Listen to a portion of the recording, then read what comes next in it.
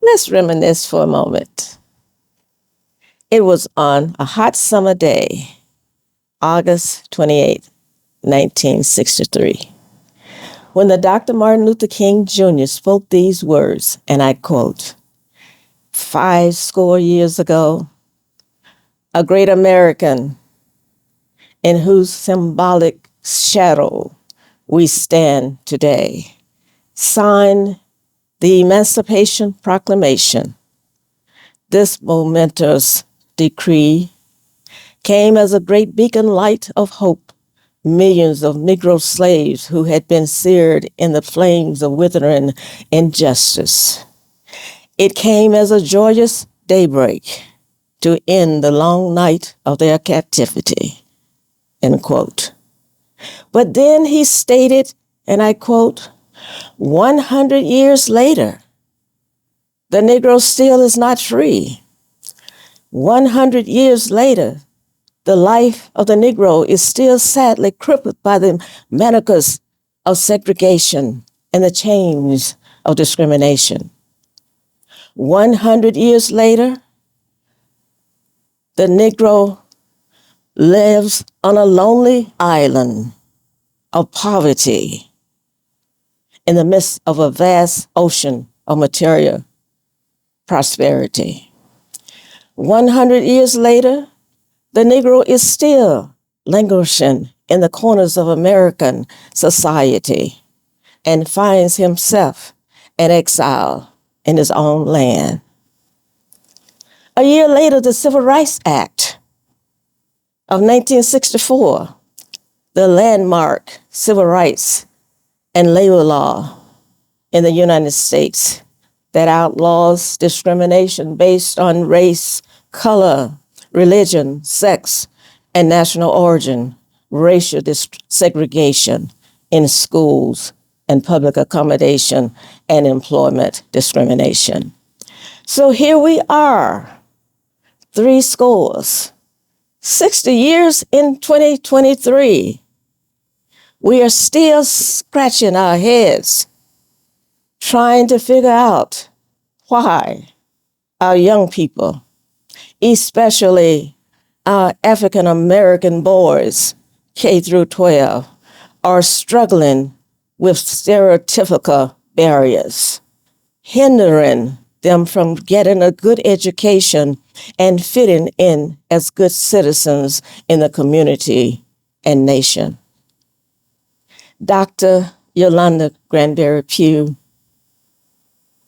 the NAACP Coordination Community Chair, brought an idea to me where her committee would put a panel discussion together with African American men who would discuss their K through 12 experiences.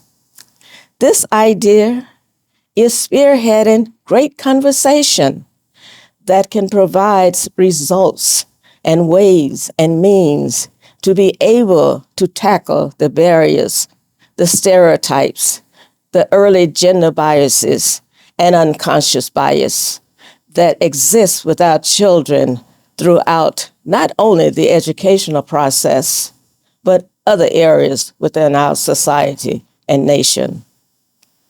As president of the Rock Island County NAACP, I am excited to promote and support this project that the coordination chair and committee are committed to closing the educational gap for our African American children, especially our young boys. These early gender biases begin at birth, which tends to ultimately hinder their academic progress and achievements. We are still trying to realize Dr. King's dream that all children will not be judged by the color of their skin, but by the content of their character. It is my belief that if Dr. King was here today, he would cry out, "What happened to my dreams? What happened to our hope? What happened to our faith that would be used to hew out of the mountain of despair a stone of hope? Where is the faith that we would be able to transform the jangling discourse of our schools, communities, and our nation into partnerships of sisterly and brotherly love? Where is the faith to work together, to pray together, to struggle together, to stand against race-based discrimination in our society, knowing that that's the right thing to do? Then we can become our community, one city, one state, one nation, as white, black, brown, Jews and Gentiles, Protestants and Catholics, and just stand.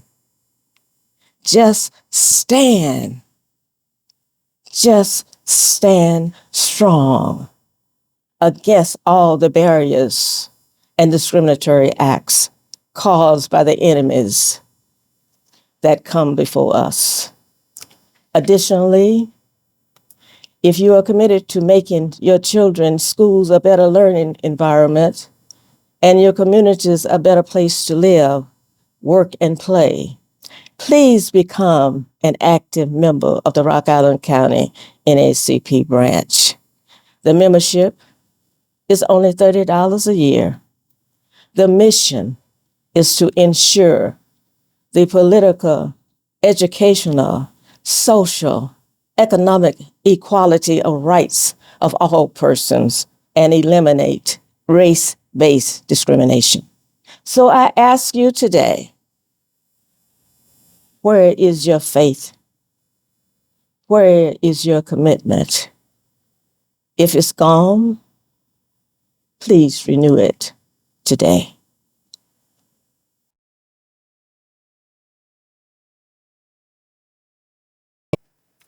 All right, so this was awesome that we were able to put this project together. The reality of the situation in our society right now, African American males are not performing as well as their peers, K through 12.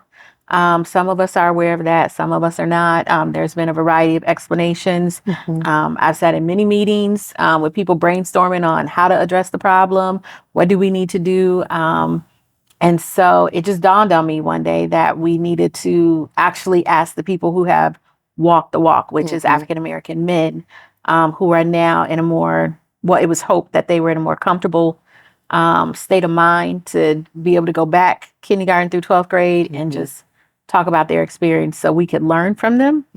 And I was hoping that what we learned from them would then allow educators, parents, community members, and other African American boys to gather what they said and then make needed adjustments, create programs, create curriculum, change practice, possibly, add to their toolkit as far as parenting, things of that nature. So I'm glad that the NAACP and the African American Heritage Club and the African American Community Outreach Center was all open to working together to get this project done. It was awesome. Yeah, I found it very enlightening to hear from a panel of Black men who were had different experiences in the educational system, but yet some similar ones, and who are now in different areas in their careers right now. And with them coming back and sharing, like you said, open and being open and honest with their communication, I found it to be very informing. So it triggered me to go and do some more research, some deeper research with the things that they talked about, as far as, for one topic being Black teachers, having Black teachers, or the lack of Black teachers. And I was able to come across this documentation, a publication from the National School Board Association, and they did a publication back in 2020 called "The Black Students in the Condition of Education in 2020." And some of the findings in the research that they did, one particular finding was the disproportion between Black students and Black teachers has not been improved. And it went on to talk about how in 2017, 2018, only 7% of the public school teachers and 11% of public school principals were Black, yet more than 15% of Black students attended public schools. And I think that spoke to what many of the panelists had talked about, not having Black teachers, or when they did have Black teachers, it was something that was a benefit to them. As far as my counselors and principals, I remember plenty of times them coming to my mother and sitting down at our table and eating dinner with us. And we're talking about greens and cornbread, okay? So those are experiences that I experienced, and that gave me a sense of, from each teacher, they really wanted me to do better. You know, they took their time out. They had a personal relationship that they created with my family. First grade, I had Miss Niemeyer. She was a beautiful teacher as well, very inviting, very on. She was sweet. Midway through, we switched because she had her baby. Then we had Miss Johnson, who was an African-American woman, and she was incredible. I felt like she came and really switched the atmosphere as far as for the African-American kids in the classroom. Moved from Mississippi to Davenport. I went to Jefferson Elementary. I cannot remember this lady's name, but she used to come up to Jefferson Elementary with a Black retired teacher. And she would pull the kids out of class who had trouble reading. And she would ask you, what do you want to read? You know, what book do you want? And when I would tell her, she brought those books back, and that's how she helped me with my reading to catch up with all the rest of the students. Because she, I felt like she really cared about me learning. You know, looking back, they took their time. That was the one thing, they took their time. And they also encouraged you to, education. All the teachers had degrees. And I remember seeing it in the classroom, seeing their degree, where they went to school, right? I was in Georgia, so whether Georgia State, University of Georgia, you got to see the degree, and someone that had the same skin color as you. So I remember that, and I think that helped me when I got to the next level, like I said, middle school, high school. Like, hey, I had teachers that went through this process that looked like me.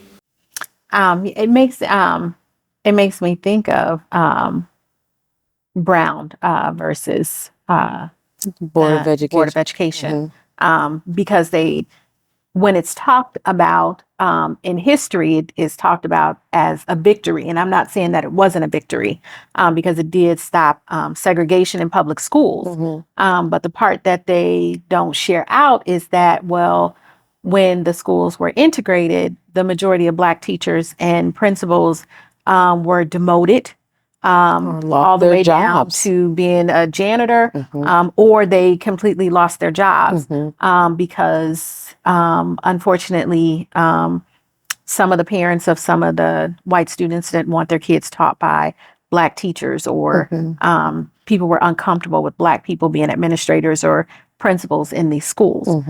So that particular Supreme Court case did have a huge impact on realistically the number of Black teachers and administrators that we have in school districts today. And that's another conversation that we might need to have in the future. So yeah.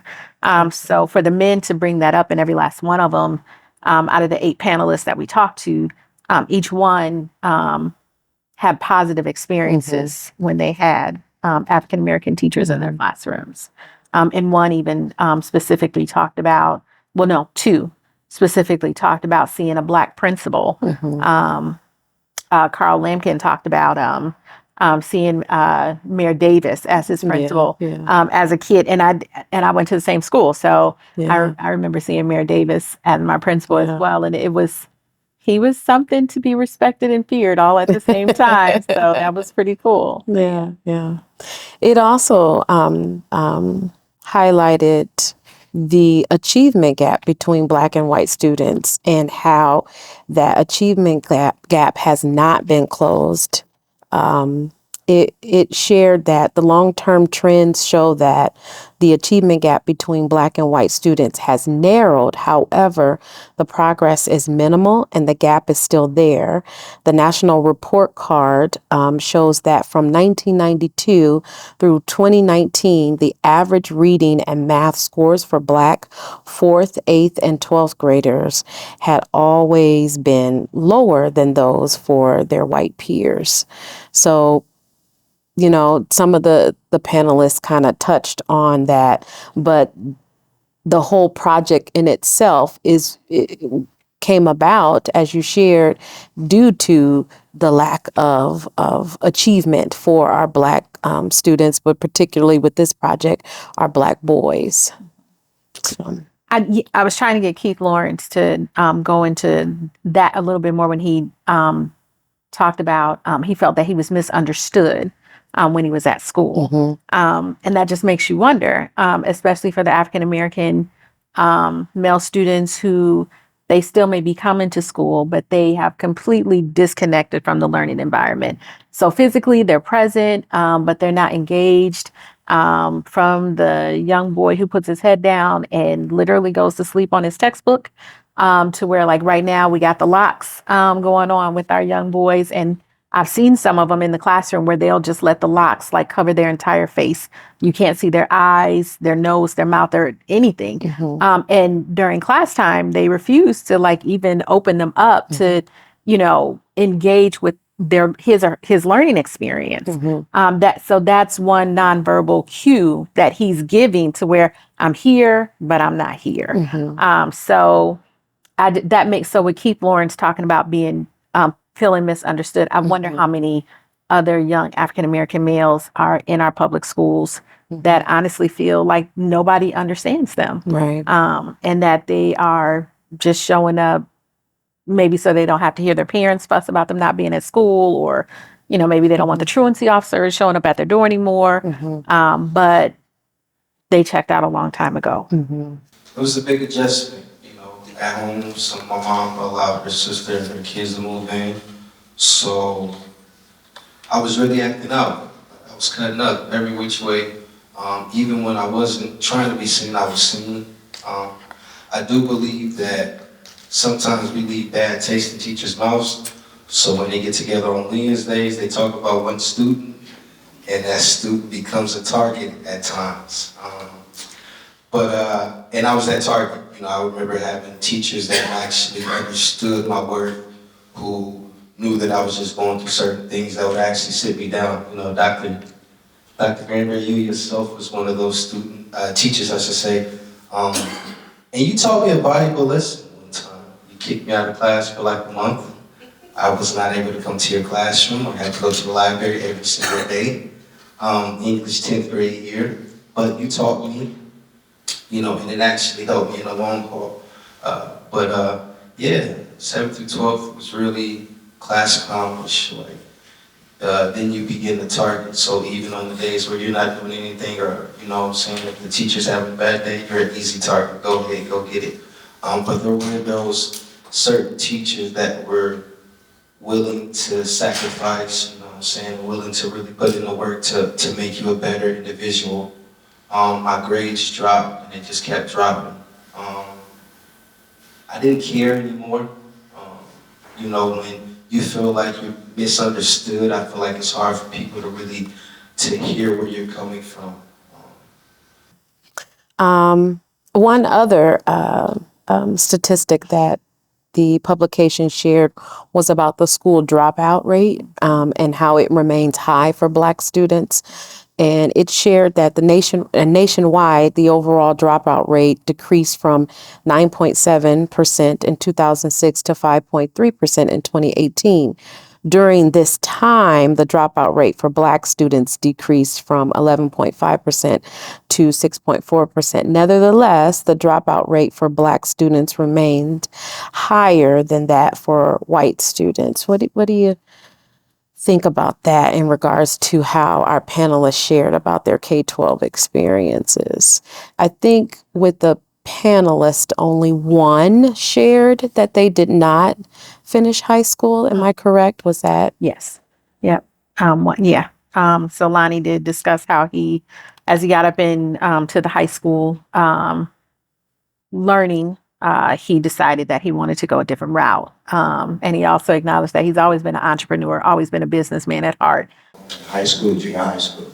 And I'm going to keep it honest with you, Lions Month, because I'm okay who I am today. So now, once again, my entrepreneur stuff kind of rolled that solo bubblegum and candy bar. That was kind of going up, so that was on a rise. So I'm heading into junior high and going to high school. So we're talking about our mid-80s, we're talking about 85. So historically in the Black community, a lot of things changed in 85. So what I tell people, when I tell kids that I do today, I've witnessed a lot of things. Everything still was around me was Black. Everything, even in the Quad Cities. So I'm thankful that my teacher was Black. I went to every junior high school in the Quad Cities for a couple of reasons. Well, I didn't make it out of high school at all. So as I transferred over to my junior high school sports, I was a wrestler. I was an all-state wrestler. I was a boxer. We had a gentleman named Fino Pena. Michael Dunn, all the top boxers came in. I was in the middle of that. That's what I did. That was my sport. You know, I had the jacket with the pants on it back in the days. You know, once again, I needed a little attention. I got a little attention from my sports. I used to periodically just skip school. I just walk out and go. So I was raised with 13 in our family, but I was the only one out of 13. So my mom was working third shift, so she couldn't keep an eye on me. I had a Southern family, no education. Education was nothing to do with in our home. Last thing that we thought about was education. My mom didn't have the education. My father didn't have the education. They came from down south. They worked in factories, and that's what we did. So as I got up into my little junior high school, I had to get into Annie Whitmire Juvenile Center. From Annie Whitmire, I went to Aldora Juvenile Center. As far as my schooling, I was at the class 5. I was there for entertainment purpose and entertainment purpose. That's it. No other reason. I didn't have no interest in anything that they were teaching me. Like the gentleman said down there, I think that's the problem now we're losing. There's no interest. I had no interest in it. I started reading more when I went to the system because I was forced. That's when I really started reading. Today, I do a lot of reading. I learned that in the system. But we're talking about 85, a lot of things in the school system. I see in 85 in the school system where the transition of Blacks to we're getting weighted out. I also think of Tracy Pugh when you interviewed him, and he talked about he couldn't see himself in the learning material. Mm-hmm. And that's something to really think about. Because if I am constantly reading books that appear to be about other people, why would I want to read that book? Mm-hmm. Why would I want to read that piece of literature? Mm-hmm. It's the same thing as selecting a movie at home on TV or deciding to go to the movie theater. You have to be able to relate to the material somehow, some way. Mm-hmm. And a book about someone who doesn't look like me, doesn't have the same life that I have experienced. Yeah, it may be a great book. However, it wouldn't be great to me or to a regular young African-American male because he can't see himself in the book. Mm-hmm. Or he can't even relate to any of the characters in the book. Mm-hmm. And so with that's also unfortunate because based on the 22 years I've had in education, I've seen things like to where, once again, they won't read. They'll refuse to read outright. They'll refuse to participate in the educational process totally. And I've from putting their head down to letting the locks fall, to constantly getting up, going to the bathroom, staying in the hallways, the entire class period, things of that nature. And so, unfortunately, then the data that we receive, which could possibly be low reading scores, failing grades, we may develop the impression that the child can't read. And it may not be that he can't read. Just the interest of the material. He's not interested, and so therefore he refuses to participate. And so, as educators, that's something that we also need to think about. As long as it's school appropriate. So somebody like me who enjoyed reading, it would have been nice for me to be able to have conversations with teachers or peers who are like, hey, I'm reading this, like if you like a certain type of movie, a certain type of video game, something like that. Like encouraging that love of learning early in life and making sure that young people don't feel embarrassed by that. I'm not trying to cast aspersions or anything like that, but I just think that, if that isn't learned early, it's really hard to encourage people to enjoy reading later in life. It just is. Also, with the dropout rate being as high as it is, that's very concerning as well. Because what are they doing? I mean, if the majority of adults are going to work and the majority of the other kids are going to school, so they got from realistically 8 to 3 o'clock in most cities. What are they doing? And we need to think about that as well. Yeah. Because their job choices are limited because their education is limited. So what are they getting into? And we have to be realistic about that.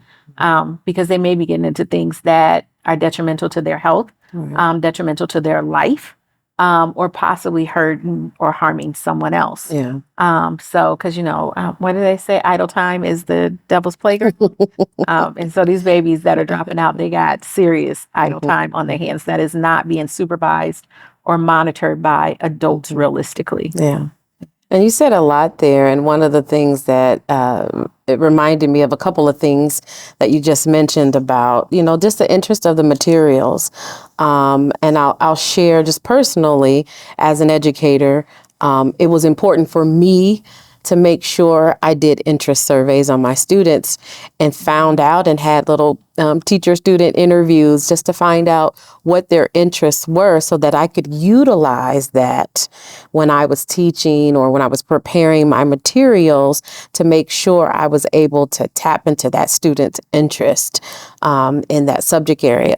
But then I also think personally on the side of being a parent of a young Black male who is very into cars and automotives and, all of those things in that area, he will read for days if you give him something that's related to cars or his favorite vehicle.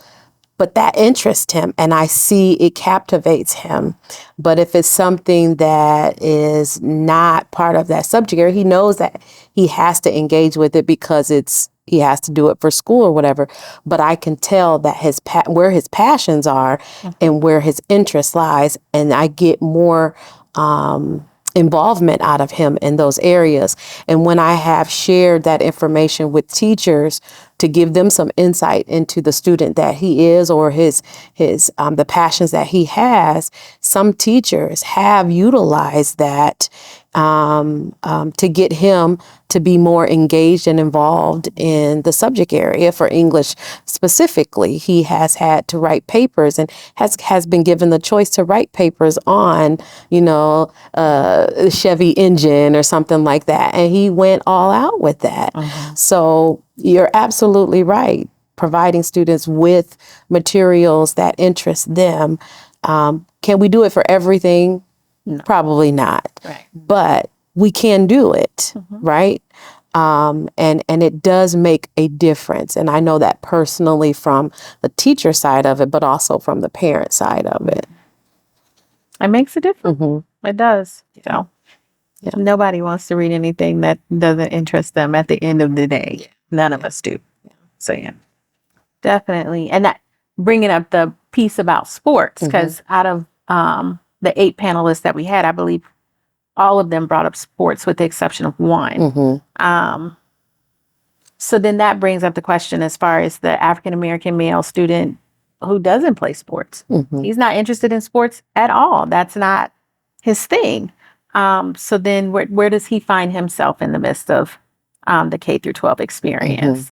The teachers that I remember who did well, who I felt comfortable with were, again, with them being positive, I'll mention their names, Ms. Johnson, Mr. Gustafson, and Mr. Churchill, each for different reasons. Ms. Johnson was just one who just being professional, she also knew how to like be human in the classroom and show us that she's still a person, which I think is like important as an educator. My dad comes from somebody who was an educator at a behavior school too, so I don't say that as like outside looking in, I say it as an educator myself.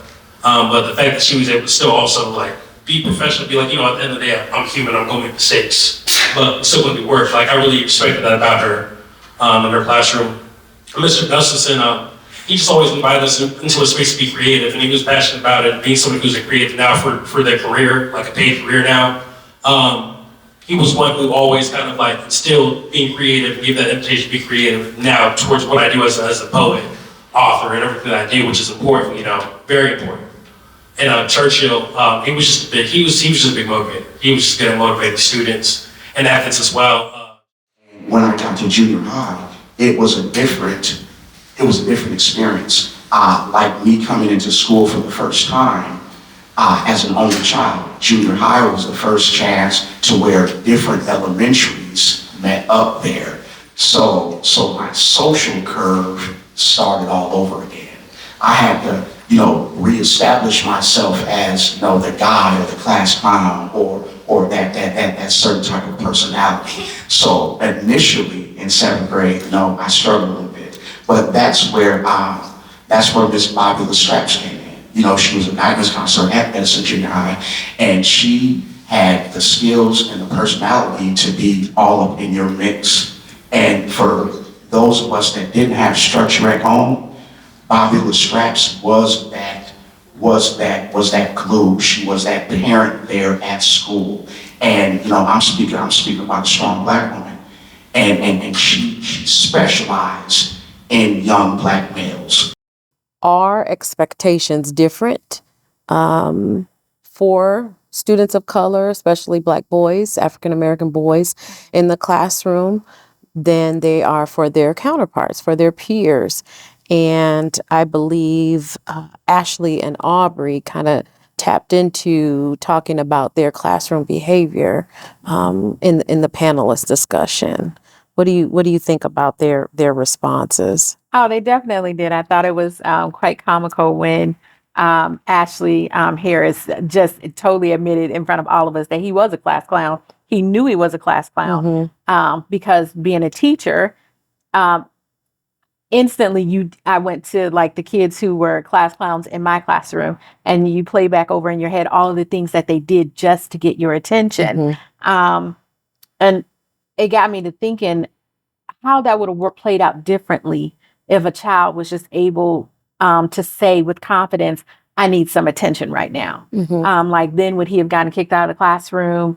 Would he have caused the teacher to look at him differently or feel like he's a problem child in the classroom, or he needs to be removed? If he'd have just been confident enough to say, excuse me, teacher, right now I need some attention. I was wondering if I could get a hug or, you know, if I could get a high five, but can you give me, you know, that what I need right now? And so I thought that was very comical that he wanted to talk about being that class clown. Because then he mentioned an oxymoron for most of us, which is that he was in advanced classes.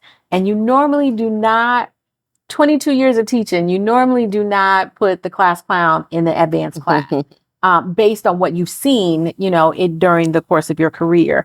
The class clown is usually the kid that has gotten kicked out of class so many times, you know, his reading skills are not where they should be, or his math skills are not where they should be. And so unfortunately, he usually ends up going the route of either special ed classes or just regular ed classes, or he gets to the point where he doesn't want to come to school because he feels like now he's just, you know, being singled out or he's being rejected somehow, some way.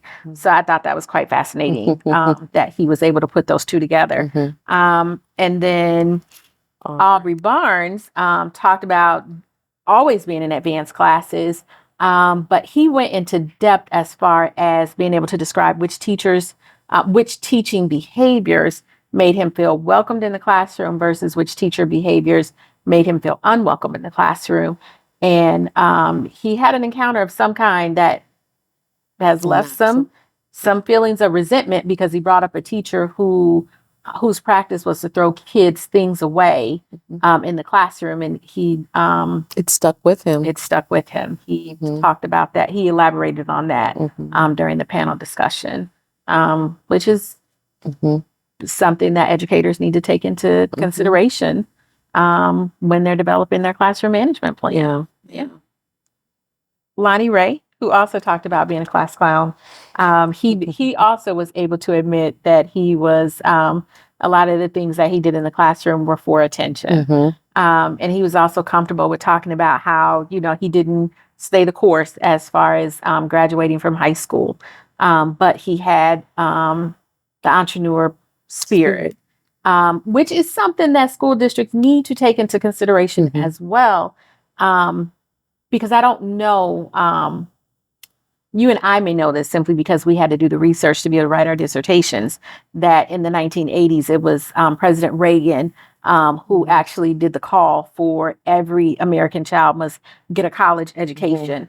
And when they did that report for the nation, the schools districts started moving away from the traditional vocational and college track and went straight to the college track. So for the 90s and early 2000s, it was college, college, college, college, college. And we forgot about the trades. And so And with now that, that pendulum is swinging back. swinging Yep. right back. Mhm. And so, but even with that, if you think back over your K through 12 experience, and because I'm thinking back over mine, I took a couple of entrepreneur classes while I was in school, but I don't remember that ever really being like at the forefront for the kids who knew that they didn't want to go to college, they didn't Right. want to go to trade school, they just wanted their own business. So are we pushing that enough? Mhm. And even if we have those programs, how many African American males are being encouraged or feeling welcome to enter into those programs because they are good at business, as far as, creating something to sell to people, Yeah. had understanding inventory, understanding, profit versus, revenue and all of that. Like, do we recognize that in them? And then, are we pushing that for them? Like, do we know? Okay, we know you're not going to college, which is okay. Which brings up another conversation, because do we tell kids that it's okay if you don't want to go to college? There are other routes. And so for our young African American males who have all of these gifts and talents that may not put them on the path to a college education, are we tapping into their gifts and talents? Yeah, and the vocational or entrepreneurship. Yeah. Absolutely.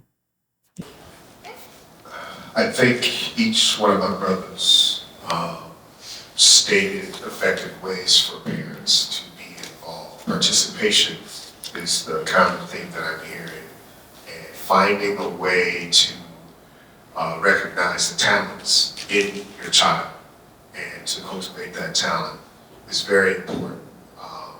Participate, and if you're unable to participate, try to get a family member that will help you with that. Going to school, checking homework, just general follow-up, right? Set a standard. Something as simple as setting a standard and communicating over and over the standard is the standard. And if you fall short, accept those results and adjust and improve. The structure at home was there. My family, I wasn't going to be first gen. My mom graduated from Georgia State. I had an uncle who graduated from the University of Georgia. My dad didn't graduate from a college, but when we're looking at how he treated me and how he raised me, he had high standards. I found it interesting how he talked about the structure of his home. He made it very clear that him and Ty made it very clear that in their household, it was structure, there was expectations, Yes. and that there was no room for going just a little bit to the left or a little bit to the right. right, you are going to follow this path because I said so, because I'm the parent in the household. I thought that was very interesting because a lot of us grew up in households like that. But I'm not sure if homes are like that now for kids. Like, this is the path that you will walk. So I'm not. So it was interesting that he brought that up. And he also said that it was a positive experience for him. Right. And then Carl also mentioned that teachers need to think outside the box when it comes to educating African American boys. I'd like to talk to the educators. We need to start thinking outside the box on how to reach these kids. Yeah. Different methods. Methods like, is everyone familiar with the HBO series The Wire? Remember when they had the class period where they had some challenge, I won't say trouble, I'll say challenge students. They collected those challenge students and they had an outside police officer or more professional come in and kind of mentor them through and talk to them about some of their challenges. Ideas like that. Is Rocky doing something like that? Is Edison Jr. or Washington doing anything similar? Maybe that's a tool we can use. And then music was brought up. And I've long wondered why we don't have like a music theory class in high school for non-traditional musicians. I'm a non-traditional musician. So is he. I'm a DJ. I can't read sheet music, but I can tell you what sounds good and how they mix together.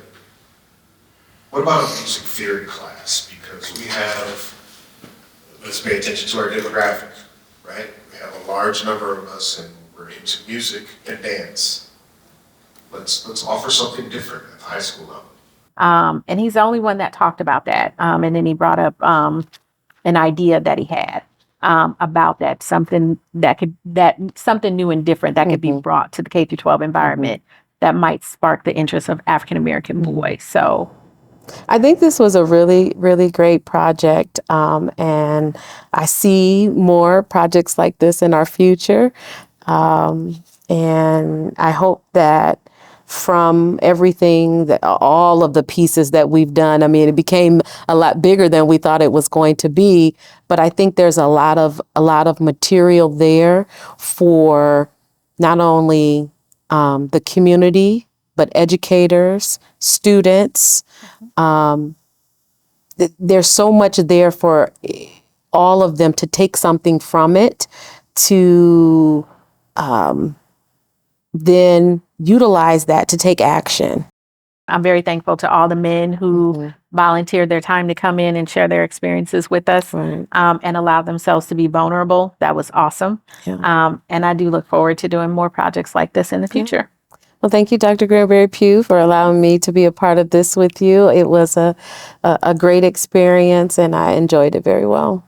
Yeah, well, thank you, Dr. LaShante Williams. You are always so supportive in everything I want to do. So thank you. Yeah, another great project done. Yeah. And hopefully more to come. More to come. And hopefully we inspire those in the community to act. Yeah. If no other message is heard from this project at all, the message to everybody in the community, parents, educators, community leaders, or just community members, students, the things that concern you the most, get up and act, do something to try and change it so that our community can become a better place. Yeah. And reach out to us or the individuals that were part of this panel, part of this entire project, to see how you can get involved. Yes. Yeah. So special thank you to Aubrey Barnes, Ashley Harris, Carl Lampkin, Keith Lawrence, Ty Lewis, Tracy Pugh, Lonnie Westerfield, and Jaron Williams. We could not have been able to complete this project without you. Thank you so much.